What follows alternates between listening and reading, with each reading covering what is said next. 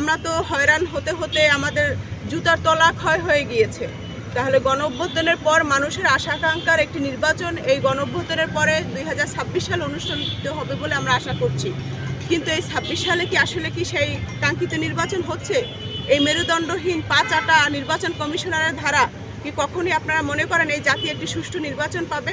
তাদেরকে যদি আমরা অপমান অপদস্থ করতে পারতাম, তাদেরকে যদি আমরা পচা ডিম মারতে পারতাম, তাদের বাসভবনের গ্যাসের লাইন, পানির লাইন যদি কেটে দিতে পারতাম, তাহলে আমাদের নিবন্ধন হয়ে যেত।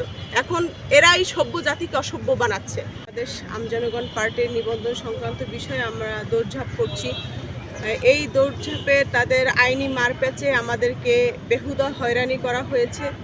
সর্বশেষ যেটি দেখতে পেরেছেন যে আমাদের গণবিজ্ঞপ্তি জারি করার পরও আমাদেরকে নিবন্ধন দেয়নি, আমাদের সার্টিফিকেটই দেয়নি, অথচ গণবিজ্ঞপ্তি করা হয়েছে। এটি আমাদের উপর ইনজাস্টিস করা হয়েছে।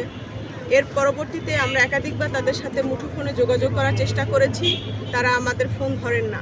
তাদের পিএসদেরকে ফোন দিলে তারা আমাদেরকে কোনো শিডিউল দেন না। এই জন্য আজকে সশরীরে এসেছি তাদের সাথে সাক্ষাৎ করার জন্য। কিন্তু দুঃখের বিষয়, তারা রিসিপশন পর্যন্ত যেতে দিচ্ছেন না আমাদেরকে। এটি কোন ধরনের আচরণ? আমরা দেশের নাগরিক, আমরা একটি রাজনৈতিক দলের নেতৃত্ব দিচ্ছি, আমাদেরকে রিসিপশন পর্যন্ত যেতে দিচ্ছে না। তাহলে বুঝতে হবে যে আমাদেরকে তারা কতটা ভয় পায়, আমাদের নাম শুনে তাদের ভিতরে কতটা কাঁপন সৃষ্টি করে। এই কারণে তারা আমাদেরকে এইভাবে করে হয়রানি করছে।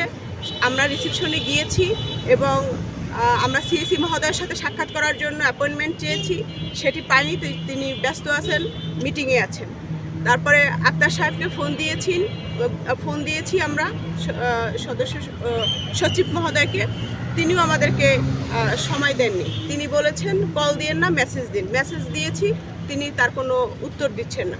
তাহলে এভাবে করে আমরা কতদিন হয়রানির শিকার হব? আমরা তো হয়রান হতে হতে আমাদের জুতার তলা ক্ষয় হয়ে গিয়েছে। তাহলে গণঅভ্যুত্থানের পর মানুষের আশা আকাঙ্ক্ষার একটি নির্বাচন, এই গণঅভ্যুত্থানের পরে 2026 সাল অনুষ্ঠিত হবে বলে আমরা আশা করছি। কিন্তু এই 26 সালে কি আসলে কি সেই কাঙ্ক্ষিত নির্বাচন হচ্ছে? এই মেরুদণ্ডহীন 5 নির্বাচন কমিশনারের ধারা কি কখনই আপনারা মনে করেন এই জাতি একটি সুষ্ঠু নির্বাচন পাবে? এটি একটি পাতানো নির্বাচন হচ্ছে এবং তারা স্বজনপ্রীতি করছে, সেটি অলরেডি স্পষ্ট। তারা কাদেরকে নির্বাচন কমিশনার কাদেরকে নিবন্ধন দিয়েছে সেটি আপনারা সার্চ করেন। 5 তারিখের পর কতটা দল পেয়েছে, সেই দলের আমরা দেখেছি যাদের ফটোকপি অফিসে, যারা ফটোকপির মেশিন আছে সেখানে অফিস দেখিয়ে তারা নিবন্ধন নিয়ে গেল।